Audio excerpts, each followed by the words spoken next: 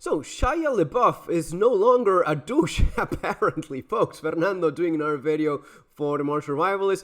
I'm laughing in part because this is the most surprising thing I've seen all year, and we've gone through lots of stuff lately all over the world. But if you had told me just a couple days ago, no, not even a couple days, if you had told me 24 hours ago that the greatest transformation in a human being you would be witnessing would be Shia LaBeouf no longer being a douche, you would have told me, like, that's impossible. The guy is unbearable. He's just impossible to digest for 10 seconds. How is that?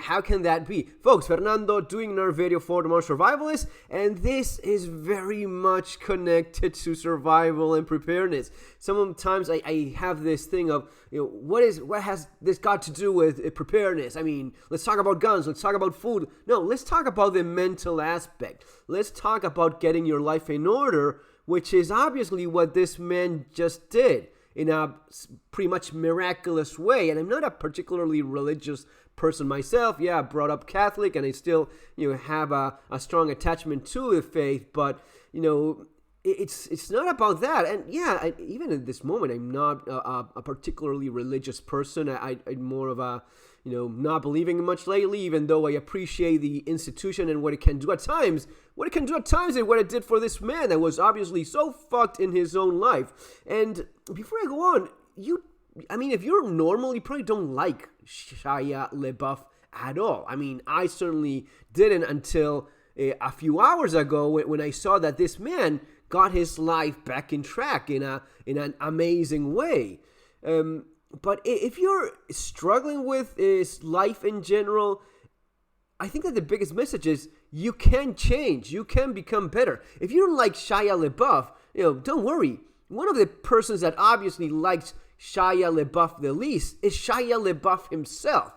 He is fully aware of how much of a douche he's been up until this moment, how much reparations he has to make with the people around him, how much he hurt in every possible aspect, everyone in her circle. So one of the things that I get from this, there's a couple of videos you definitely should watch. The first one is from Bishop Barron, where he's having a conversation because Shia LaBeouf turned to Catholicism, so that's why he's with Bishop Barron, Robert Barron. Then there's another one where he's talking with an actor, and you see, a couple things. Besides not liking the guy at all, I did appreciate that he's a good actor. So he had some crappy roles, but he definitely has talent, and he has done some amazing work in what it's in acting. He's also quite smart, in spite of being completely insane in his behavior most of his life. He's obviously a smart guy. So when you hear him talk, you understand that. When he's not talking like a crazy person, he makes a hell of a lot of sense. This just gives hope to a lot of people that are lost in their lives. So it's the first one I saw. Let me walk you through this. The first one I saw, like the clickbaity stuff, like Shia LaBeouf turns to Catholicism. Wow, just check it out for a second, because this guy, some of the memes out there are too much.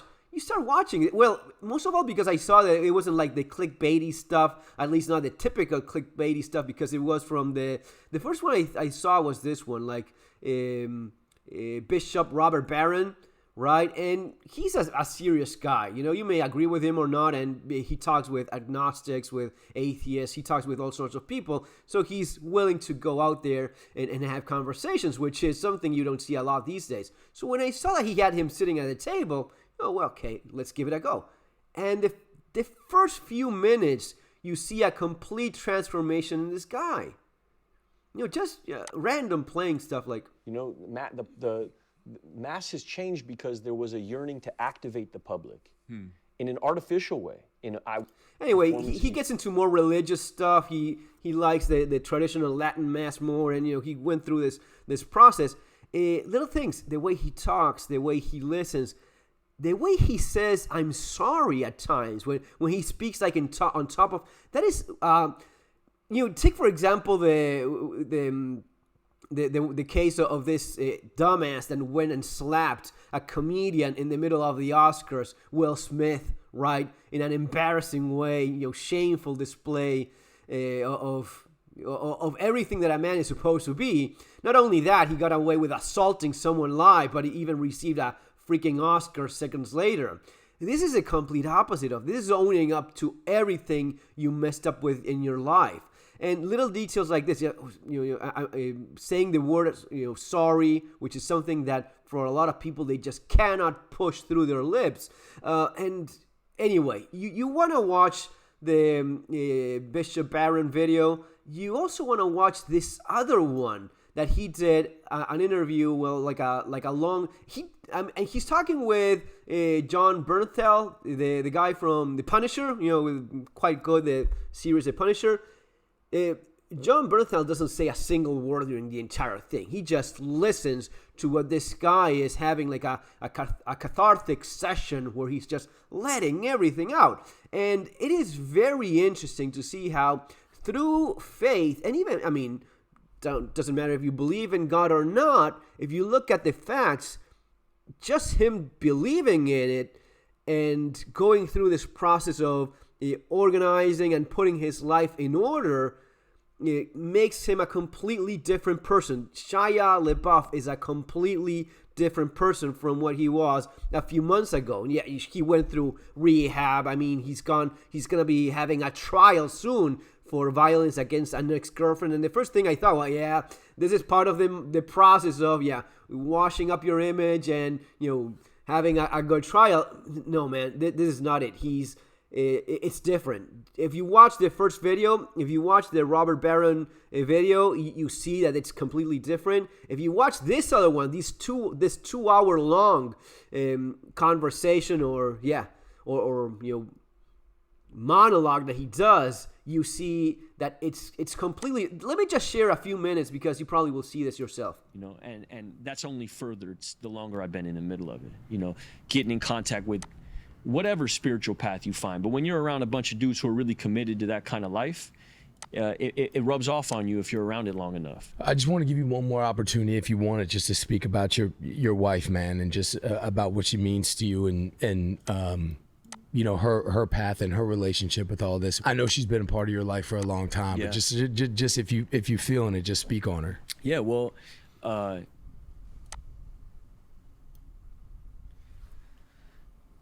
I'll never be able to speak on it. I don't know nothing like this relationship. I never have in my life. I never had, even my parents, even my father, I never had what I got with her, which is, to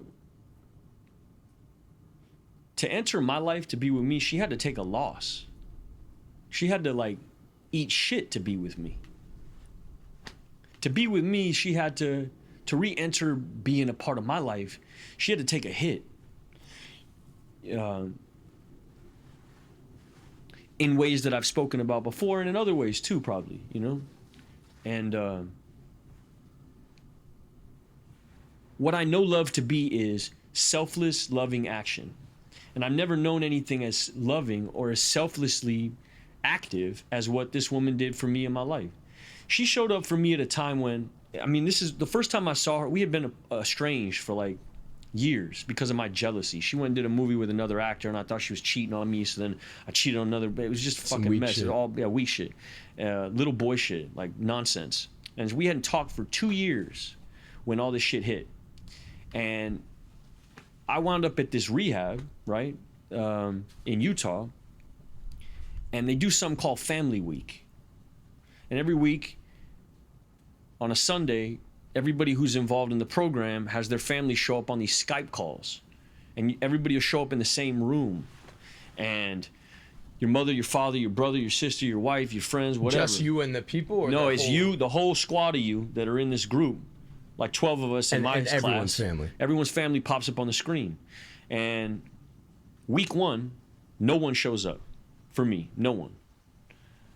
They got the calls. I know they got the calls, but no one showed up. My mother, my father, no one showed up. Manager, friends, no one showed up. Week 2, same thing. So I'm sitting in this room, and even the person who's therapizing me, she's starting to feel like this. She's empathizing with where I'm at. Everybody else in the room, we got a dude who This isn't just alcoholics and shit. This is like fucking arsonists and like child predators and all kind of wild people in this group, right? And they got people showing up for them, and I don't have nobody showing up for me. And week 2, week 3, I'm there 90 days, so I'm there for a clip. And there comes a point where family week comes around. I say to my therapist, like, I'm not gonna go. You know, like I don't want to subject myself to this shit. Like I'm on a path, and you know, let me just stay here. Like I don't want to keep reminding myself of how fucked my situation is. And she says, no, I think you should show up this week. And I show up thinking, all right, my mom's gonna be on there. You know, my mom will be on, and Mia is on the screen, and you know, like. You don't deserve that kind of shit. You know what I mean? You don't deserve that kind of shit. Like, I don't deserve that kind of shit. You know, I done put her through years and years of fucking nonsense, bro. Just like, and I don't have nothing to offer her either. You know what I mean? I'm in the middle of my shit. You know, I'm fucking like, I'm like 2 months into this program. You know, I don't even have nothing going on. I have nothing going on. I'm making this list. She's at the top of the list, but I'm not reaching out to her, nothing like that. And you heard her voice, like she's like a fucking angel. You know what I mean? Everybody does their shit, and I'm fucking gone, you know? And so they let her go first, because I can't even fucking believe. And they all know, because I ain't had no family show up for me. And she unmutes, and she's like, hi, Shia. You know, and it's like, she's prepping a movie. She ain't got no fucking time for this, you know? But she found time, and she said, hi, Shia. And we just smiled. We had nothing else to say. But she saved my fucking life, dog. Like, before the kid, before the job, before God, before any religion, before a laugh, before Bo, before a phone, before anything, was this woman's face. And there wasn't no promises made, wasn't no long conversation being had, nothing. Just her presence, the ministry of presence. Sometimes that's all you need to offer a person who's in a situation like that, is like, just to be present. And she was present for me at a time when I didn't deserve to have nobody in my life, especially her. And I'm not trying to do this boo shit, because right away my head goes to like, how's this being viewed? I'm such a fuck this way. But good. Come on, man. Yeah. That is the moment where when he realizes he's self-conscious of how it may be perceived what he's saying, because he's being filmed and this is gonna be all out there. And that is the moment you realize he's not acting, because one of the many things he admits, and again, watch it because it's very interesting to see the accepting of how much of a fuck up you are, and he does that throughout all of these 2 hours. That even if I'm in trying to explain things, I'm still a douche, and that's the way I've been a douche for so long. That is still the way I'll be perceived. She's a real one. She's a real one, and I'll never be able to.